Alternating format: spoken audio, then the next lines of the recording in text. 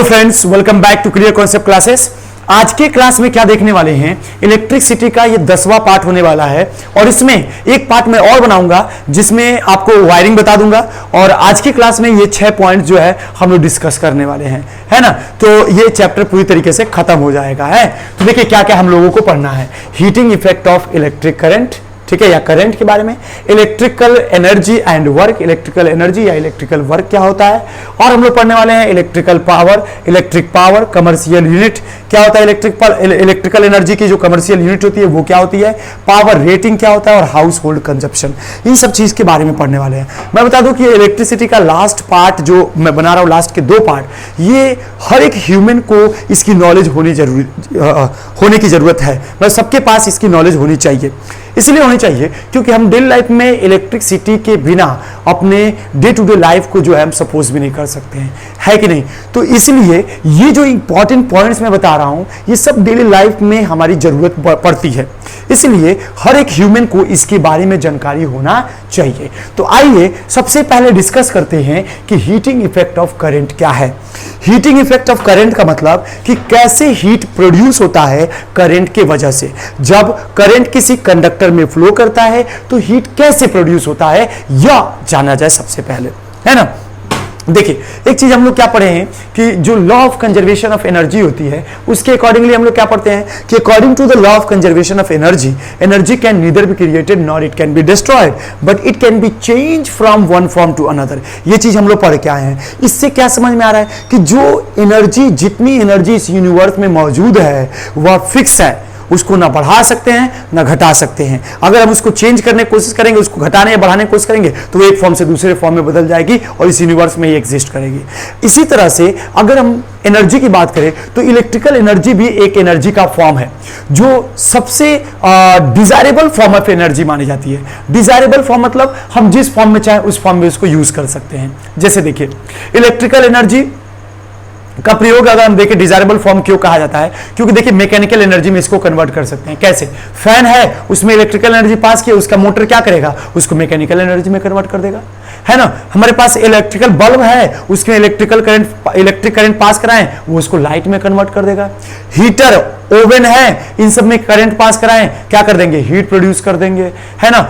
Battery है, electrolysis, ये जो प्रोसेस हम कराते हैं जिसमें इलेक्ट्रोप्लेटिंग ये सब कराते हैं, उनमें क्या होता है, इलेक्ट्रिक करंट पास कराते हैं, वो इलेक्ट्रिकल एनर्जी को केमिकल एनर्जी में कन्वर्ट कर दे रहा है। तो हम यहां पे देख रहे हैं कि जो इलेक्ट्रिकल एनर्जी है वह एक फॉर्म से, मतलब इलेक्ट्रिकल फॉर्म से बाकी फॉर्म में बहुत आसानी से कन्वर्ट की जा सकती है इलेक्ट्रिकल अप्लायंसेस की मदद से। इसका मतलब कि जो इलेक्ट्रिकल एनर्जी है वो most desirable form of energy है। मतलब जो हमें चाहिए, जो एनर्जी हमें चाहिए, वो सबसे जरूरत वाली एनर्जी जो है वो इलेक्ट्रिकल एनर्जी है। इसीलिए डे टू डे लाइफ को हम बिना इलेक्ट्रिसिटी के सपोज नहीं कर सकते हैं। रीजन क्या है, रीजन ये है कि जो इलेक्ट्रिकल एनर्जी है उसको हम जिस फॉर्म में चाहें, जब चाहें तब कन्वर्ट कर पा रहे हैं। इसीलिए हमारे लिए ये बहुत ज्यादा इंपॉर्टेंस रखती है, इसीलिए हम लोग इनके बारे में पढ़ रहे हैं। तो यहां पर अब इलेक्ट्रिकल एनर्जी को हीट एनर्जी में कैसे कन्वर्ट किया जाता है या इलेक्ट्रिकल एनर्जी हीट एनर्जी में कैसे कन्वर्ट होती है, इसी चीज के बारे में हम पढ़ने जा रहे हैं, है ना। तो देखिए आपने क्या पढ़ रखा है कि ये अगर हम मान ले कंडक्टर है, जिसको हम थोड़ा मैग्नीफाई करके दिखा रहे हैं, ये कोई कंडक्टर है। कंडक्टर के अंदर क्या पाए जाते हैं, मैंने आपको पहले ही बता रखा है कि ऐसे हमारे पास इसमें एटम्स पाए जाते हैं। ये एटम्स में से निकले हुए छोटे छोटे इलेक्ट्रॉन्स इसमें पाए जाते हैं जो इसके चारों तरफ हीट एनर्जी को एब्जॉर्ब करके घूमते रहते हैं। ये क्या करते हैं, हीट एनर्जी अपने एटमॉस्फेयर से या सराउंडिंग से गेन करके और अपने एटमों से बाहर निकल के इधर उधर रैंडम मोशन करते रहते हैं। जैसे ही इनके किनारे किनारे पर हम पोटेंशियल डिफरेंस लगाते हैं ताकि इसमें करंट फ्लो करा सकें, इसमें करंट फ्लो करा सके, इलेक्ट्रॉन को मोशन में लाके, तो ये इलेक्ट्रॉन ड्रिफ्ट करना स्टार्ट करते हैं, मोशन करना स्टार्ट करते हैं। जैसे ये इलेक्ट्रॉन मोशन करने स्टार्ट करते हैं ये अपने बड़े बड़े एटमों से जाकर के टकरा जाते हैं। इनके टकराने की वजह से हीट एनर्जी प्रोड्यूस होती है। कैसे, तो देखो जैसे ही हम पोटेंशियल डिफरेंस इसके ऊपर लगाते हैं इलेक्ट्रॉन बहुत तेजी से मोशन करना स्टार्ट करते हैं इन पोटेंशियल डिफरेंस की वजह से, क्योंकि फोर्स ऑफ रिपल्सन और फोर्स ऑफ अट्रैक्शन इन इलेक्ट्रॉनों पे लगने लगता है। इससे पहले वाली वीडियो मैंने बताया आपको। और जैसे उनके फोर्स, उनके ऊपर फोर्स ऑफ अट्रैक्शन और रिपल्सन लगता है, उनके अंदर काइनेटिक एनर्जी आ जाती है इस फोर्स के वजह से। और ये काइनेटिक एनर्जी जब लेके दौड़ रहे होते हैं तो वो बड़े बड़े एटमों से जाके टकरा जाते हैं, जिनमें से वो निकल के आए हैं। एटम्स नहीं, वो आयंस होते हैं जिनमें से इलेक्ट्रॉन निकल चुके हैं। अब इन बड़े बड़े आयनों से जाकर के टकरा जाते हैं। टकराने की वजह से क्या होता है कि जो इनके अंदर काइनेटिक एनर्जी है, वो काइनेटिक एनर्जी इन एटमों को दे देते हैं और फिर वो ध्वस्त, मतलब कि रुक जाते हैं। अब ये जो काइनेटिक एनर्जी उस पार्टिकल को, उस बड़े पार्टिकल को इन इलेक्ट्रॉनों ने दिया है, वो एनर्जी कहां जाएगा? तो अगर वो इलेक्ट्रॉन मोशन कर जाए तो भैया वो मोशन में खर्चा हो जाएगा, डिस्प्लेसमेंट प्रोड्यूस करने में खर्चा हो जाएगा। लेकिन ये बड़े बड़े एटम जो होते हैं, इनको इतनी एनर्जी नहीं मिल पाती है इलेक्ट्रॉनों से कि मोशन कर सके, है ना। मतलब मोशन करते हैं लेकिन ट्रांसलेशनल मोशन नहीं कर पाते, वो वाइब्रेशनल मोशन वही खड़े होकर करना चालू कर देते हैं। और जो मोशन करना है इस वाइब्रेशनल चालू कर देते हैं तो उनके वाइब्रेशन की वजह से हीट प्रोड्यूस होता है, क्योंकि जो टोटल काइनेटिक और पोटेंशियल एनर्जी होती है उन पार्टिकलों की जिससे कि वो बॉडी बनी है, वही तो उस बॉडी की हीट एनर्जी होती है। हीट एनर्जी को कैसे डिफाइन करते हैं, या टेम्परेचर जो पढ़ते हैं हम लोग उसको कैसे डिफाइन करते हैं कि द एवरेज काइनेटिक और potential energy of the particles और molecules which constitute a body is known as heat और temperature of the body.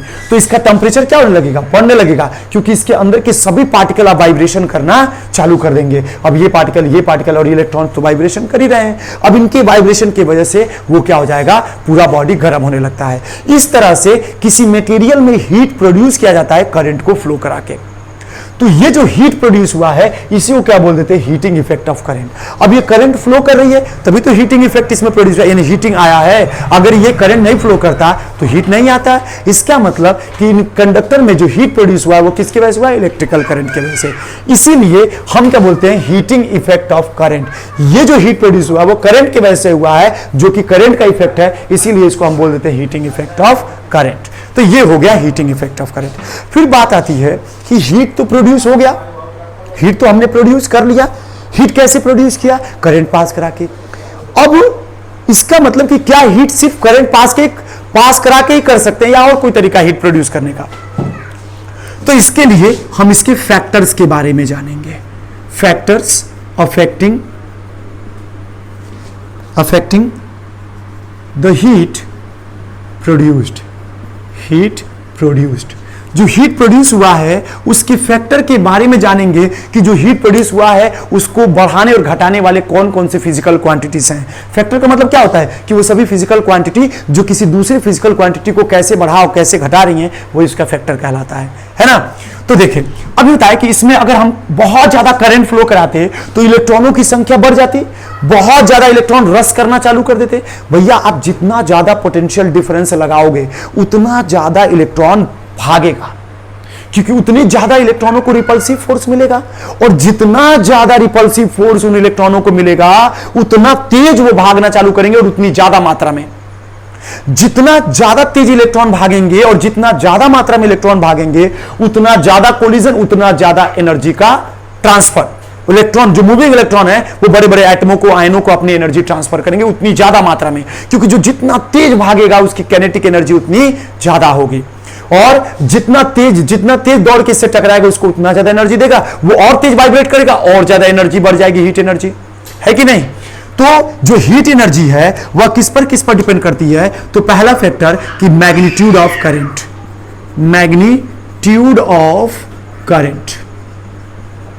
Magnitude of current पर डिपेंड करता है। आप जितना ज्यादा करंट पास कराओगे उतना ज्यादा हीट प्रोड्यूस होगा, है ना। दूसरा कि time for which the current is flowing, time. आप जितना ज्यादा देर तक करंट फ्लो कराओगे उतना ज्यादा देर तक कोलिजन होता रहेगा। भैया अगर थोड़ी देर के लिए करंट फ्लो कराएं तो एक दो बार कोलिजन होगा, अगर उससे ज्यादा देर के लिए करंट फ्लो कराएं तो और ज्यादा कोलिजन, उससे देर तक और ज्यादा कोलिजन। तो जितना ज्यादा हमारे पास जितना देर तक इलेक्ट्रॉन फ्लो करेंगे उतना ज्यादा करंट प्रोड्यूस होता रहेगा। आई बात समझ में? तो ये टाइम हो गया हमारे पास। तीसरा जो हमारे पास फैक्टर है वो है रेजिस्टेंस। जितना ज्यादा किसी कंडक्टर का रेजिस्टेंस होगा, अप्लायंसेस के रेजिस्टेंस होंगे, उतना ज्यादा हीट प्रोड्यूस होगा, क्योंकि रेजिस्टेंस का बढ़ने का मतलब यह है कि नंबर ऑफ कोलिजन बढ़ना। है ना, नंबर ऑफ कोलिजन बढ़ेगा, उसी को तो रेजिस्टेंस बोलते हैं कि जितना कोलिजन की वजह से एनर्जी लॉस है उसी एनर्जी को हम लोग क्या बोल देते हैं, रेजिस्टेंस बोल देते हैं। तो इस कंडीशन में अगर रेजिस्टेंस ज्यादा होगा तो कोलिजन ज्यादा होगा, कोलिजन ज्यादा होगा तो हीट ज्यादा होगा। तो ये तीन मेन फैक्टर हैं जो क्या करते हैं, इसमें प्रोड्यूस्ड हीट को अफेक्ट करते हैं। इसीलिए इनको कह दिया गया है factor affecting the heat produced in a conductor carrying current. तो ये हो गया हमारे पास फैक्टर। तो हीट कैसे प्रोड्यूस हुआ ये बात समझ में आ गई। हीट जो प्रोड्यूस हो रही है वो किन किन क्वांटिटीज पर डिपेंड करती है ये बात समझ में आ गई, यानी हीटिंग इफेक्ट समझ में आ गया। अभी इसका हम लोग एक फॉर्मूला भी डिराइव करेंगे कि जो हीट प्रोड्यूस हो रहा है वो कितनी मात्रा में प्रोड्यूस हुआ है, इसको कैसे कैलकुलेट करें, तो इसका भी एक फॉर्मूला हम लोग डिराइव किया जाएगा। अब हम लोग नेक्स्ट देखते हैं इलेक्ट्रिकल एनर्जी और इलेक्ट्रिकल वर्क क्या है। इलेक्ट्रिकल एनर्जी या इलेक्ट्रिकल वर्क का मतलब होता है कि जब किसी कंडक्टर के एक्रॉस, जैसे मान लीजिए कोई कंडक्टर है, वायर को ही तो कंडक्टर बोलते हैं, तो ये कोई कंडक्टर है, इस कंडक्टर के एक्रॉस जब हम करंट फ्लो कराएंगे यानी पोटेंशियल डिफरेंस जब लगाएंगे तो इसमें इलेक्ट्रॉन मोशन करना चालू कर देंगे, और जैसे ही इलेक्ट्रॉन इसमें मोशन करना चालू कर देंगे क्या होगा, इसमें इलेक्ट्रिकल वर्क डन होना चालू हो जाएगा। अब इलेक्ट्रिकल वर्क डन का सही मतलब क्या है, तो कितने चार्जेस को हमने वायर के एक किनारे से दूसरे किनारे फ्लो करा दिया, कितने पोटेंशियल डिफरेंस पे, कितने पोटेंशियल डिफरेंस पर कितने मैग्नीट्यूड के चार्ज एक कंडक्टर के थ्रू फ्लो कर गए, उसी के प्रोडक्ट को हम लोग क्या कहते हैं, वर्क डन कहते हैं। वर्क का मतलब क्या होता है, इलेक्ट्रिकल वर्क। इसको लिख देता हूं पूरा कंप्लीट, इलेक्ट्रिकल वर्क। तो इलेक्ट्रिकल वर्क का मतलब होता है कि कितने चार्जेस कितने पोटेंशियल डिफरेंस पे कंडक्टर के थ्रू फ्लो हो रहे हैं, उनके प्रोडक्ट को ही हम लोग क्या कहते हैं, वर्क कहते हैं। यानी work W is equal to V into Q, the magnitude of charge flowing through a conductor at a given potential difference. कितने पोटेंशियल डिफरेंस पर कितने चार्जेस फ्लो कर जा रहे कंडक्टर के थ्रू, उसी को हम लोग क्या बोल देते हैं, इलेक्ट्रिकल वर्क डन। और इसको निकाला कैसे आता है, W equal to V into Q करके। जैसे कितना, मान लीजिए हमने 10 वोल्ट पोटेंशियल डिफरेंस लगाया और हमारे पास यहाँ पे 2 कूलम के चार्ज फ्लो किए हैं, तो इस कंडीशन में 2 कूलम के तो कितना आ जाएगा, 10 दूनी के 20 जूल, 20 जूल का वर्क हुआ। इस तरह से हम लोग क्या कर सकते हैं, वर्क डन निकाल सकते हैं V इंटू क्यू करके। अब इसकी मदद से हम चाहें तो ये जो हमारे पास फॉर्मूला जो चाहिए था उसको डिराइव कर सकते हैं। कैसे डिराइव करके थोड़ा दिखाता हूं। तो इलेक्ट्रिकल वर्क निकालना सीख गए हम कि इलेक्ट्रिकल वर्क क्या होता है, वोल्टेज कितना पोटेंशियल डिफरेंस हमने लगाया और कितना चार्ज उस कंडक्टर के थ्रू फ्लो कर रहा है, इन दोनों को मल्टीप्लाई कर देंगे तो कितना वर्क डन हुआ है, कितना इलेक्ट्रिकल वर्क डन हुआ है, ये चीज निकल जाएगा। अच्छा ये बात है।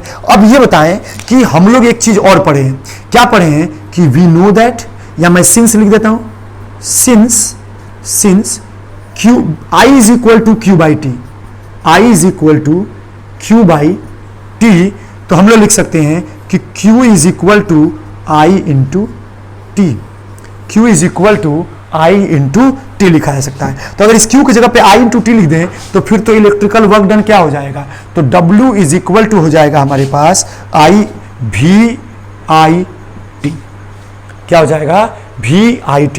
यानी वर्क डन निकालने का भैया ये कौन फॉर्मूला है, एक तो ये फॉर्मूला है V इंटू क्यू, कितना पोटेंशियल लगाया आपने, कितनी पोटेंशियल की बैटरी आपने लगाया और कितने चार्ज फ्लो किए, ये दोनों को निकालिए और दोनों को मल्टीप्लाई कर दीजिए, वर्क डन आ गया।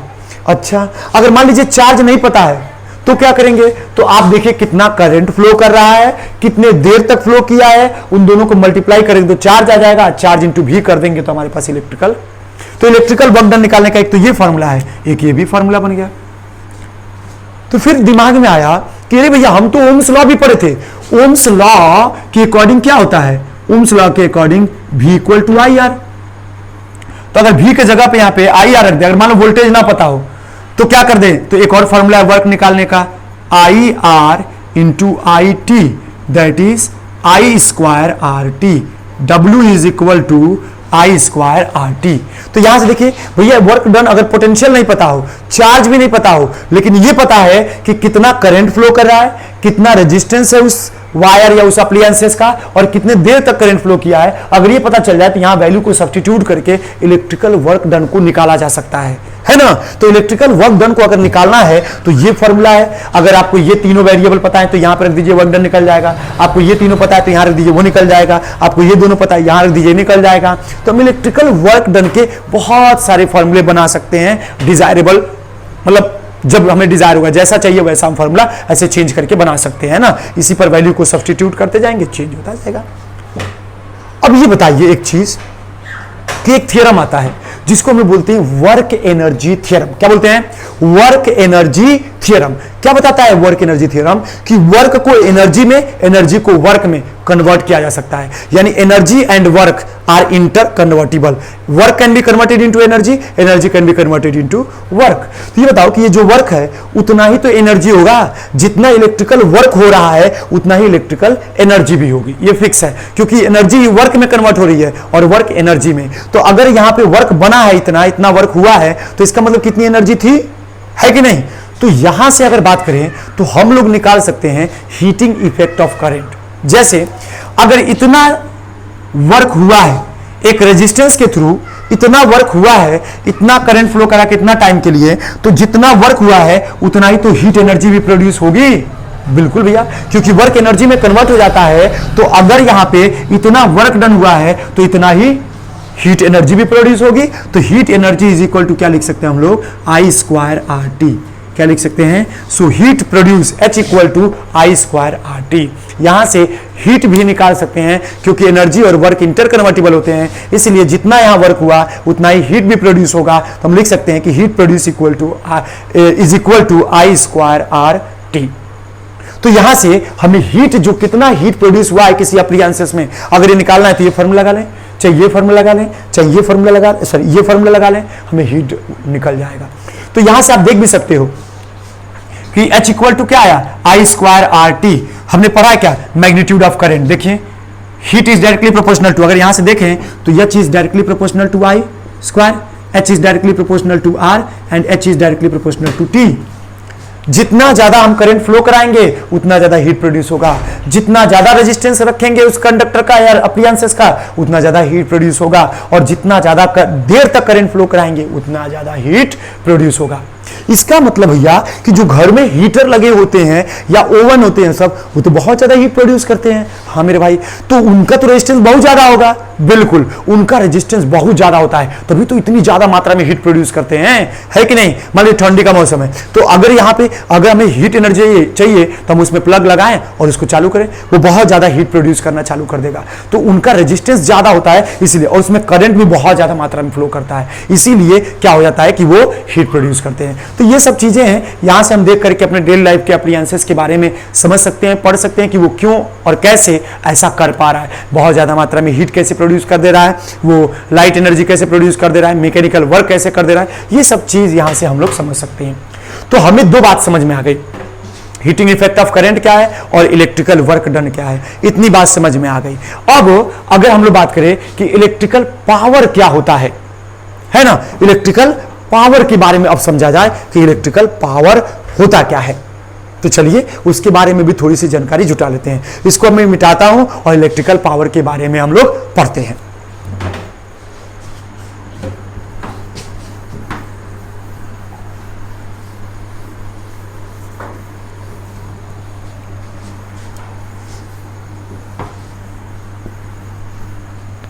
देखिए, तो ये हो गया।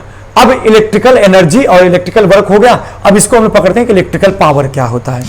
इलेक्ट्रिक पावर क्या पढ़ेंगे आप? इलेक्ट्रिक पावर पढ़ा जाएगा। इलेक्ट्रिक पावर क्या है? इलेक्ट्रिक पावर क्या है? इलेक्ट्रिक पावर क्या है? हम लोग ऐसे नॉर्मली जब वर्क पावर एनर्जी चैप्टर पढ़ रहे थे तो उसमें पढ़े थे कि the ability to do work is called, sorry, the rate of doing work is called power. The rate of doing work is power, यानी कितना कार्य हमने कितने समय में कर दिया, उनके रेशियो को ही हम लोग क्या बोलते थे? पावर। देखो बोलते थे ना कि power is equal to work done divided by the time taken to do the work. This was defined as power in that case. इस केस में अगर हम इलेक्ट्रिकल पावर की बात करें तो इसको भी ऐसे ही डिफाइन करेंगे। बस यहां पे क्या होगा? तो यहां पे इलेक्ट्रिक पावर होगा अगर जैसे यही लिख देता हूं, मैं लिखा हूं तो electric power is equal to electrical work done divided by time. तो यहां पे क्या आ जाएगा, इलेक्ट्रिक पावर आ जाएगा। तो जैसे वहां डिफाइन करते थे ना, डिटो यहां डिफाइन करेंगे वैसे भी, बस ये होगा कि वहां पे हम लोग वर्क बोलते थे और यहां पे हम लोग इलेक्ट्रिकल वर्क बोलेंगे, है ना। तो ये हो गया, यानी हम लिख सकते हैं कि power is equal to W by T. बस इतना याद रखेंगे कि ये वर्क क्या है, वर्क जो है W जो है वो इलेक्ट्रिकल वर्क डन है ना, ये याद रखना है। अच्छा, ये इलेक्ट्रिकल वर्क डन हो गया। तो इसका मतलब कि इसकी फॉर्मूले में अगर थोड़ा बदलाव लाना चाहें तो पावर को ऐसे भी निकाल सकते हैं, power is equal to W की जगह आप क्या लिख सकते हैं, अभी हम लोग पढ़े हैं W is equal to V into Q. याद करिए, अभी हम लोग पढ़े एक चीज ये पढ़े हैं, दूसरा चीज क्या पढ़े हैं, W is equal to VIT, और क्या पढ़े हैं, W is equal to I square RT, और क्या पढ़े हैं, I स्क्वायर RT। ये सब अगर इन सब की वैल्यू अगर यहां सब्स्टिट्यूट करने लगे तो पावर के 3 और फॉर्मूले बन जाएंगे ऐसे ही। देखो तो देखो, पावर इज इक्वल टू अगर V इंटू क्यू रख दें तो V into Q by power का ये भी एक फॉर्मूला हो गया। ऐसे ही पावर के और फॉर्मूले बना सकते हैं, जैसे W की वैल्यू यहां रख दीजिए तो पावर इक्वल टू क्या हो जाएगा, VIT डिवाइडेड बाई टी। ये T से T कट गया तो क्या आ गया, P इक्वल टू VI। एक नया फॉर्मूला हो गया हमारे पास। अच्छा, ये एक फॉर्मूला हो गया, दूसरा फॉर्मूला ये हो गया, और तीसरा फॉर्मूला कि हम इसकी वैल्यू उठा करके यहां रख दें तो पावर इज इक्वल टू क्या हो जाएगा, W बाई टी। वर्क की जगह क्या लिख दें, I square RT, I square RT divided by, और ये क्या हो जाएगा, T से T क्या हो जाएगा, कट जाएगा, T से T कट जाएगा तो पावर इक्वल टू निकालने का फॉर्मूला हो जाएगा I स्क्वायर R। तो ये देखिए हमारे पास 3 फॉर्मूले पावर के भी हो गए, वर्क के भी और फॉर्मूले चेंज करेंगे तो पावर के फॉर्मूले भी चेंज होते जाएंगे। फिलहाल हमारे पास पावर निकालने के जो फॉर्मूले हैं वो क्या है, V into Q by T. यानी अगर आपको पोटेंशियल डिफरेंस पता है तो यहां रख दीजिए, कितने चार्ज फ्लो करे यहां रख दीजिए, कितने टाइम में फ्लो किया यहां रख के डिवाइड कर दिए, सॉल्व कर दिए, पावर निकल जाएगा। अगर मान लीजिए आपको टाइम नहीं पता है तो देखिए कितना पोटेंशियल डिफरेंस है, कितना करंट पास कर रहा है, उन दोनों का प्रोडक्ट कर दीजिए, पावर निकल जाएगा। तो पावर इक्वल टू क्या हो जाएगा, VI। पावर इक्वल टू होता है I स्क्वायर R। अगर आपको ये पता है, मान लीजिए आपको वोल्टेज नहीं पता है कि कितना वोल्टेज हमने लगाया, तो छोड़िए हटाइए, आप ये देखिए कि कितना करंट फ्लो कर रहा है और कितना रेजिस्टेंस के थ्रू फ्लो कर रहा है। फिर उस कंडीशन में क्या निकाल सकते हैं, आप पावर निकाल सकते हैं। तो पावर निकालने के भी यहां पे 3 फॉर्मूले हो गए, जैसे वर्क निकालने के 3 फॉर्मूले थे। तो ये समझ में आ गया कि इलेक्ट्रिक पावर क्या होता है, कि इलेक्ट्रिक पावर का मतलब होता है, जैसे मान लो हमने लिख दिया, इसका एक्चुअल मतलब समझिए कि फिजिकल मीनिंग क्या है इसका। जैसे मान लीजिए कि हमारे पास एक बल्ब है और इसका पावर दिया हुआ है, हमारे पास पावर लिख के देता है, जैसे मान लीजिए 60 वाट लिख दिया। क्या लिख दिया, 60 वाट। तो 60 वाट का क्या मतलब हुआ, 60 वाट का मतलब यह हुआ कि यह 60 जूल की एनर्जी 1 सेकेंड में खा रहा होगा। 60 वाट का क्या मतलब हुआ कि यह 60 जूल की एनर्जी हर 1 सेकेंड में खा रहा होगा। ये इसका पावर का मतलब होता है। क्योंकि देखो यहां पे हमने लिखा ना वर्क अपॉन टाइम, तो वर्क क्या है हमारे पास, ये जूल में हो जाएगा और टाइम किस में हो जाएगा, सेकंड में। तो कितना जूल की एनर्जी हर 1 सेकंड में खा रहा है, वही उसका पावर होता है। मान लीजिए हमारे घर में फैन लगा है, अब फैन का जो हमारे पास पावर रेटिंग दिया गया है वो पावर कितना दिया गया है, मान लीजिए दिया गया है 78 वाट। तो इस कंडीशन में इसका मतलब क्या हुआ, इसका मतलब यह हुआ कि वो 78 जूल की एनर्जी हर 1 सेकंड में खा जा रहा होगा, है ना। तो इस तरह से हम किसी भी इलेक्ट्रिकल अप्लायंसेस के पावर रेटिंग को पढ़ करके और ये बात समझ सकते हैं कि वो कितना जूल की एनर्जी हर 1 सेकंड में खर्चा कर रहा होगा। तो ये बात समझ में आ गई कि पावर क्या है और पावर लिखने का मतलब क्या है किसी इलेक्ट्रिकल अप्लायंसेस। जैसे मान लीजिए मोबाइल की चार्जर होती है, उस पर लिखी होती है मान लीजिए कि 20 वाट, ये आती है 33 वाट की है, तो 33 वाट की आती है ना, तो उसका वो पावर लिखा है 33 वाट, क्या लिखा होता है उसका पावर लिखा होता है। तो 33 वाट लिखने का मतलब क्या है कि वो 33 जूल की एनर्जी 33 जूल की एनर्जी हर 1 सेकंड में खा जा रहा होगा, ये उसका मतलब होता है। जैसे मान लीजिए सबसे फास्टेस्ट चार्जर आ गया कि 125 वाट आ गया मान लीजिए, तो 125 वाट का क्या मतलब समझे, 125 वाट का मतलब ये समझे कि ये जो चार्जर है उसका पावर 125 वाट है, इसका मतलब कि 125 जूल की एनर्जी 125 जूल की एनर्जी हर 1 सेकंड में वो खा जा रहा होगा, है ना। तो किसी भी घर में जितने सारे इलेक्ट्रिकल अप्लायंसेस है सबको ढूंढ डालिए, निकालिए, पढ़िए उसके ऊपर क्या पावर लिखा है और उसके ऊपर जो पावर लिखा होगा इसका मतलब कि उतना जूल की एनर्जी वो हर 1 सेकंड में खा रहा होगा। अच्छा एक बात और, जैसे मान लीजिए कि आपके घर में प्रेस होता है, प्रेस आयरन, उसका पता है इलेक्ट्रिकल पावर कितना होती है, उनकी काफी ज्यादा होती है सब, 500 वाट की होती है सब, मतलब वो उतनी जूल की एनर्जी हर एक सेकंड में खा जाएगा। तो इसीलिए हम लोग उसको इन्वर्टर से नहीं चलाते हैं, क्योंकि इन्वर्टर से चलाएंगे तो इन्वर्टर ही बैठ जाएगा। इलेक्ट्रिकल करंट या जो बिजली आती है उससे हम लोग चलाते हैं, जो बाहर पोलो से आती है ना। तो इसलिए यूज करते हैं क्योंकि हमें पता है एक चीज कि भाई वो बहुत ज्यादा मात्रा में क्या करेगी, एनर्जी खाएगी। अरे बात समझ में, क्यों ये जला रहे हो, बंद करो उसको। तो ये हमारे पास निकल के आ गई कि कितनी ज्यादा एनर्जी वो खा रही है, ये चीज हम बता सकते हैं पावर को पढ़ के। इसीलिए मैंने कहा कि हर एक ह्यूमन को इन सब चीजों के बारे में जानना चाहिए, क्योंकि अगर ये चीज आप नहीं जानेंगे तो डे लाइफ में आप गए बल्ब खरीदने, आपसे कहा कि आप 25 वाट का बल्ब लेंगे कि 60 वाट का, तो फिर आप 25 वाट 60 वाट ये क्या होता है, ये कब 25 वाट ले कि 60 वाट ले, आप कंफ्यूज रहेंगे। लेकिन यदि आप पढ़े हो कि ये 25 वाट का मतलब क्या होता है और 60 वाट का मतलब क्या होता है, कि ये जो बल्ब है ये 25 वाट का, इसका मतलब कि 25 जूल की एनर्जी हर एक सेकंड में खाएगा, और जितनी एनर्जी खाएगा उतनी लाइट देगा।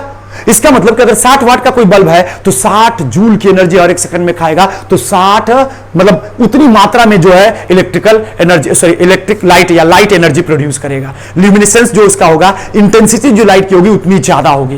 तो अगर हमारे पास सपोज करिए दो बल्ब है, एक 60 वाट का है और एक 25 वाट का है, तो 60 वाट का जो बल्ब है वो बहुत ज्यादा लाइट देगा, जो 25 वाट का है वो कम लाइट देगा, क्योंकि कम एनर्जी खा रहा है तो कम लाइट देगा, ज्यादा एनर्जी खा रहा है तो ज्यादा लाइट देगा, है ना। तो अगर आपको ज्यादा लाइट की जरूरत है तो आप 60 वाट वाला ले लो, और अगर कम लाइट की जरूरत है तो 25 वाट वाला ले लो। ये तो आपके ऊपर डिपेंड करता है कि नहीं। तो यहां से ये चीज हम लोग पढ़ करके ये बात समझ सकते हैं कि कौन सा अप्लायंसेस कितना एनर्जी खा रहा है, और इतनी एनर्जी खा रहा है तो कितना कार्य हमारे लिए करेगा। ये हो गया पावर के बारे में। अब आता है हमारे पास कमर्शियल यूनिट, पावर रेटिंग और हाउस होल्ड कंजप्शन।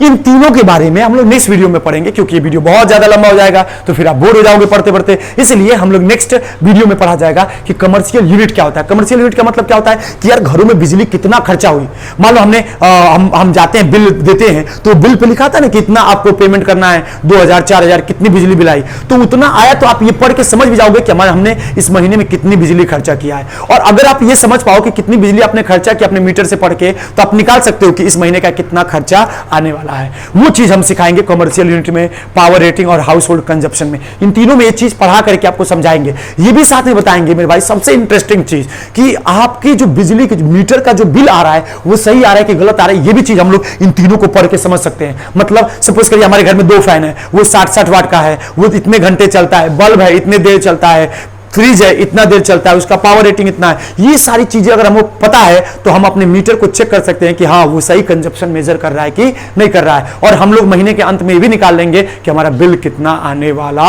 है। आई बात समझ में? तो चलिए मिला जाएगा नेक्स्ट वीडियो में, जहां पढ़ा जाएगा कमर्शियल यूनिट, पावर रेटिंग और पढ़ा जाएगा हाउस होल्ड कंजप्शन। ठीक है, तो ये 3 चीजें नेक्स्ट वीडियो में। इसके लिए बस इसमें बस इतना ही।